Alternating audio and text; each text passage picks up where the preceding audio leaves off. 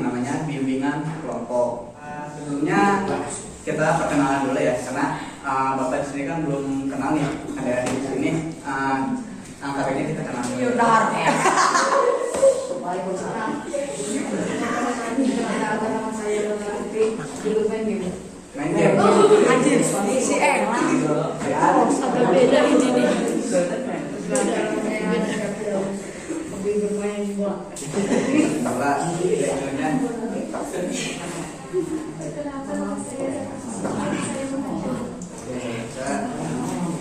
Perkenalkan, nama saya Siti Jamila, saya membaca.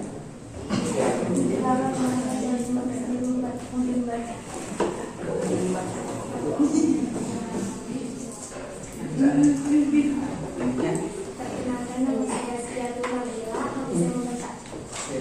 Banyak juga ya. Sebelum kita ke pembahasan, jadi sebelumnya Bapak mengingatkan, jadi di dalam bimbingan itu ada yang namanya ajas yang harus kita ketahui. Yang pertama itu ada ajas kerahasiaan dan ajas kesukarelaan. Ajas kerahasiaan apa sih Pak? Ajas kerahasiaan itu jadi apa yang kita diskusikan di forum ini jangan sampai kita bawa ke luar, ya. Jadi takutnya di sini ada hal-hal yang sensitif yang kita bahas, ya. Itu harus kita jaga, jangan sampai orang lain tahu permasalahan yang kita bahas hari ini. Jadi takutnya ada teman-teman, ada yang nanti ada yang mengungkapkan, contohnya kayak aib gitu, kan malu ya, nggak dibawa pulang. Nah, itu teman-teman harus bisa menjaga. Oke, ya, paham? Nah, lalu aja sudah sekarang. Jadi nanti teman-teman diminta untuk bila diminta pendapatnya silakan untuk berpendapat, ngasih argumen dan pendapatnya bisa dipahami. Jadi untuk materi ini kita tentang motivasi belajar. Jadi di sini Bapak menggunakan media ya, yaitu textbook, biar teman-teman lebih mudah memahami. Ini namanya sebelumnya ada kertas yang sudah dibagikan. Iya. Masing-masing ambil satu. Tuliskan perasaan kalian hari ini. Lalu yang membuat kalian semangat untuk belajar apa? Tulis. Kita mulai ya. Nah, ditanya mengapa siswa tidak memiliki motivasi belajar? Sebelumnya motivasi. Ada yang tahu nggak motivasi itu apa? Enggak. Masukan. Coba ada yang nggak kenapa nggak motivasi itu apa sih? Masukan. Coba jawab apa? Gak apa-apa salah juga. Masukan. Motivasi. Pendapatan. Masukan. Masukan. Terus langsung bayar. Notasi. Jadi di sini ada ya motivasi. Jadi motivasi itu dorongan ya, dari seseorang untuk melakukan sesuatu atau kegiatan. Ya, jadi intinya motivasi itu satu dorongan di dalam diri kita ya, sehingga kita itu mau melakukan satu kegiatan. Contoh belajar. Motifnya apa? Ingin pintar. Itu motivasi. Ya, jadi dorongan di dalam diri. Ya. Untuk motivasi sendiri itu ada dua ya, faktor. Ada faktor apa aja ini? Internal dan eksternal. Oke. Internal itu apa? Internal, faktor internal, eksternal. Internal apa?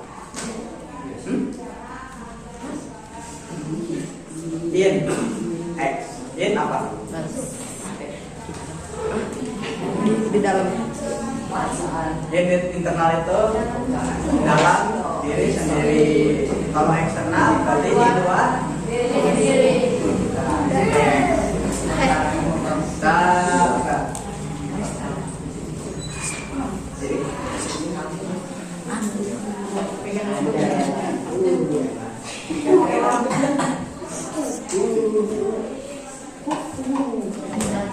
Pertama kita kita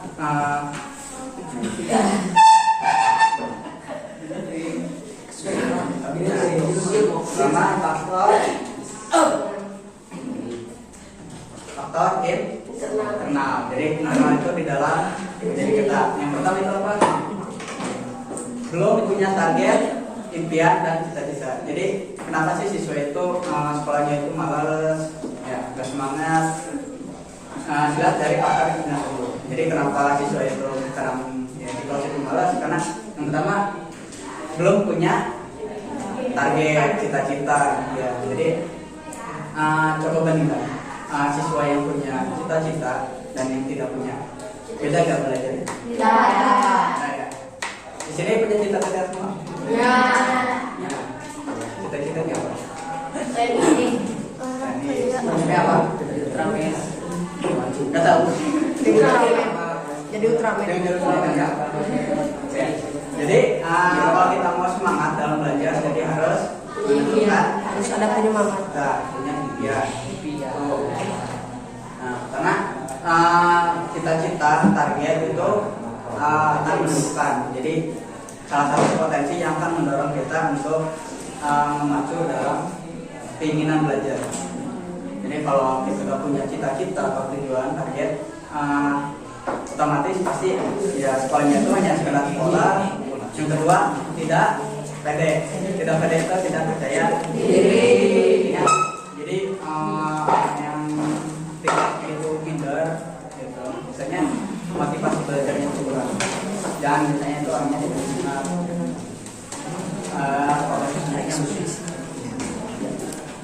Selanjutnya itu pola pikir yang salah. Pola pikir yang salah itu apa sih? Jadi banyak siswa itu ketika sekolah itu hanya sekedar sekolah. Jadi yang mereka cari itu hanya jasa, duit. Itu pola pikir yang salah ya. Jadi jangan sampai sekolah teman-teman itu hanya untuk mendapatkan uang jajan, jasa. Itu harus dirubah ya, karena kalau teman-teman berpikir seperti itu, saya jamin hidup teman-teman atau kamu berpikirnya itu tidak akan baik. Karena orang yang sukses sama orang yang tidak itu berpikirnya beda. Jadi sekolah itu bukan untuk mencari jasa, tapi untuk mencari ilmu. Nah, yang selanjutnya itu yang keempat, terlalu fokus pada gadget. Kalau di sini bawa handphone enggak? Enggak. Jadi kalau di rumah pakai sering. Tuh, dan yang kelima tidak punya jadwal belajar. Emang di rumah oh, tidur kali. Oke. Nah, jadi ketika di rumah itu ada yang punya jadwal belajar gitu. Sini, ya ada. Jadi yang poin 5 sama poin 4 saling berhubungan. Kenapa? Teman itu karena nggak punya jadwal belajar, jadi biasanya terlalu banyak megang gadget.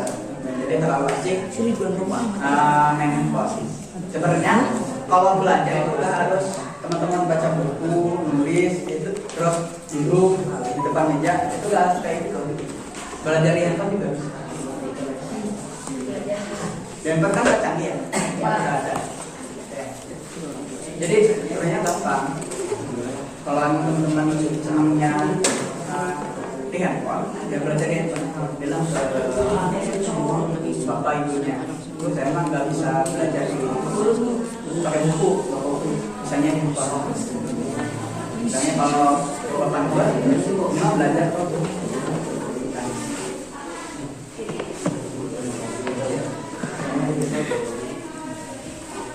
Ya, itu faktor internal dalam belajar yang mempengaruhi di dalam diri. Kenapa siswa itu malas? Tadi ada yang tahu poinnya apa ya? Yang pertama itu yang internal, belum punya target. Yang kedua tidak percaya diri. Yang ketiga malah pikir ya. Yang keempat terlalu banyak main. Yang kelima tidak ada selanjutnya jadwal. Oke, itu ya. Ada yang mau bacain? Bacain.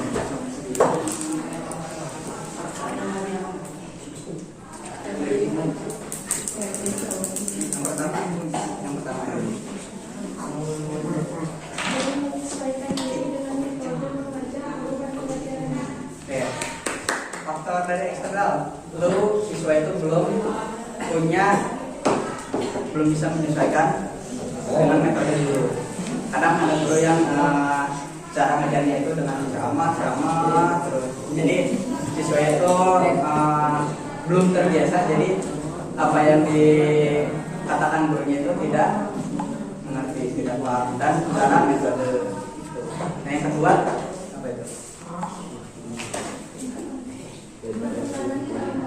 Nah, pertemanan kelas baik. Nah, biasanya kalau di kelas itu ada yang namanya genggengan, benar nggak? Yes. Nah, di situ. Jadi genggengan itu berpengaruh ya ke dalam motivasi belajar. Karena ada yang di dalam geng itu dia kurang, misalnya di dalam motivasi belajar itu tidak membawa kita untuk semangat dan belajar. Tapi ajaknya itu ya tadi main-main. Jadi ke dalam belajar itu mereka itu berpengaruh ke kita, sehingga jadi kita itu malas. Kita belajar yang ketiga. Nah, terlalu mengandalkan. Nah, jadi yang suka nyontek nih biasanya, kan? Kayak ada aja ya. Jadi jangan sampai kita itu mengandalkan teman. Jadi kalau teman kita yang diandalkan ini kan misal sakit, kita gimana? Dan ke teman lain. Yang lagi. Nah itu jangan sampai ya, jangan sampai kita itu mengandalkan. Jadi harus berusaha terus.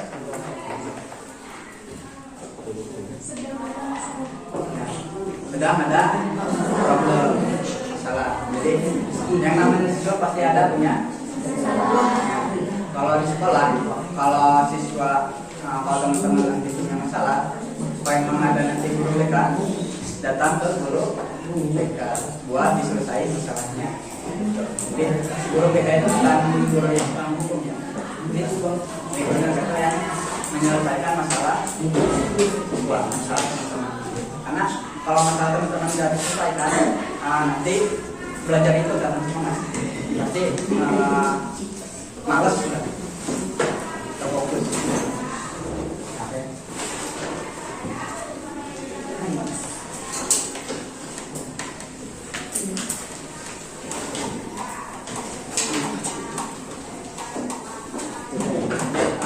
Kalau kita mau semangat, cobalah mulai berpikir tentang kebiasaan.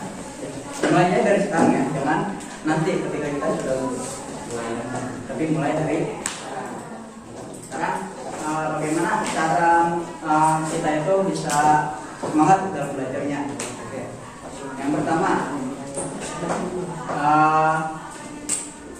menuliskan target impian. Ya, coba tuliskan. Pasti dari teman-teman punya target sama impian kan? Coba tuliskan di kertas lembar, tetap 20 impian atau 20 target yang ingin untuk mencapai. Di tahun sekarang pengen punya motor, punya pengen punya motor, pengen HP apa. Terus di tahun selanjutnya pengen terus tahun selanjutnya pengen masuk ke sekolah negeri. Iya. Itu target kuliah ya. Contoh target itu kayak gitu. Jadi ini saya akan membantu kita. Saya contoh untuk SMK, saya itu disuruh membuat target 20 target.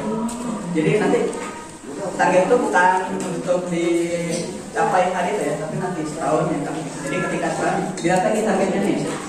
Ya, yang ini udah tercapai belum? Nanti kalau udah cek di kalau udah dicek belum, berarti silakan dulu. Nanti bila yang belum tercapai itu ada berapa. Berarti kan, wah ini harus tercapai gitu. Beda kalau nggak punya target, kan? Targetnya mau apa sih? Coba, kamu ya, tahun depan mau ngapain? Nggak tahu kan? Jadi impian itu dicapainya harus dari sekarang. Biasanya dari sekarang. Tercapainya apa enggaknya nanti dengan setahunnya akan datang.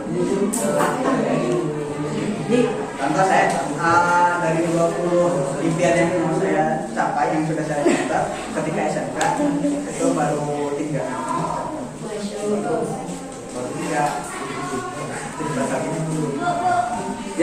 Jadi target kan, nah, yang 17 lagi harus dicapai. Jadi coba buat tadi target ini boleh 20 aja. Yang kedua, jadwal sukses. Jadwal sukses itu jadwal belajar. Jadi setiap hari Senin sampai hari Sabtu teman-teman buat jadwal belajar. Belajar itu harus sejam, 2 jam harus. Jadwal belajar yang efektif itu 15 menit, tapi dilakukan setiap hari itu efektif.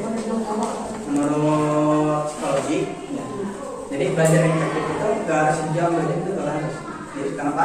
Karena otak manusia itu ada batas. Jadi 15 menit, tapi setiap hari efektif. Kalau misalkan 15 menit akan kurang, boleh ditambahin jadi 20 menit. Karena 15 menit nggak terasa kan. Belajar bahasa Inggris, baca itu di 15 menit. Sebentar kan, 15 menit. Bentar lah, apalagi nanti. Selanjutnya,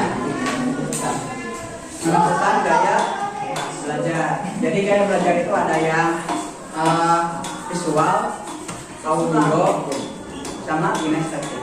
Ada yang tahu bedanya apa? Visual. Visual itu dengan cara melihat. Jadi ada orang yang senang belajar itu dengan cara melihat. Contohnya dari film.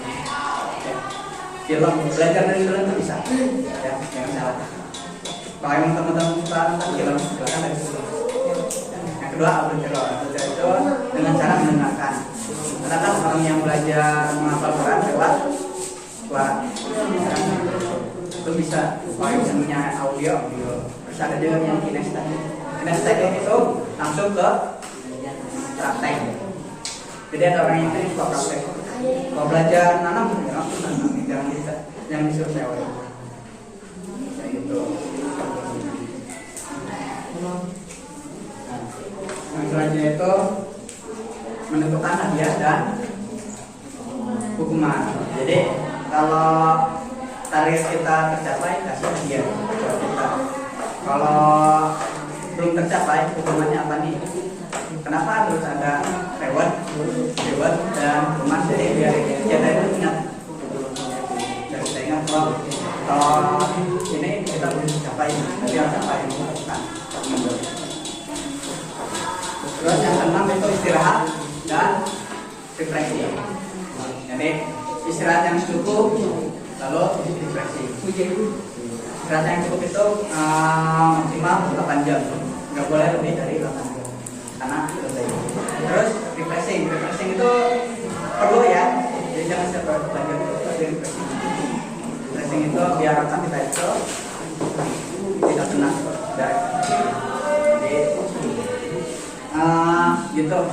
Dari motivasi belajar itu tadi faktor, terus cara kita itu untuk semangat belajar itu kayak gimana tadi kita bahas. Sekarang kita pendapatnya dari dengan adanya bimbingan kelompok ini, menurut teman gimana?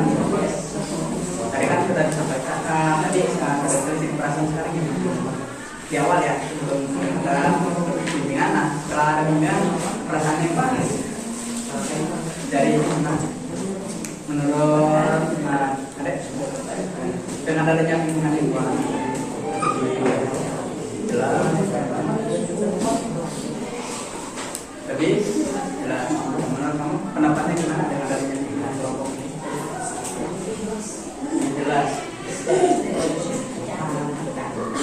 napasnya lebih semangat lagi ya. Lebih jelas dapatnya gimana dengan ada lebih jelas lebih jelas lebih semangat lagi ya. Lebih semangat dari ya sebelumnya. Oke, mungkin Bapak cukupkannya karena bimbingan kelompok ini hanya waktunya cuma 1 kali 40 menit ya, dan 1 kali pertemuan. Nah, apabila teman-teman nanti mau diadakan lagi, kita diadakan lagi bimbingan kelompok ini di minggu depan di hari yang sama ya. Di jam yang sama, jam 12 ya. Mungkin hari ini kita cukupkan ya. Bapak ucapkan terima kasih. Mohon maaf. Assalamualaikum warahmatullahi wabarakatuh. Waalaikumsalam.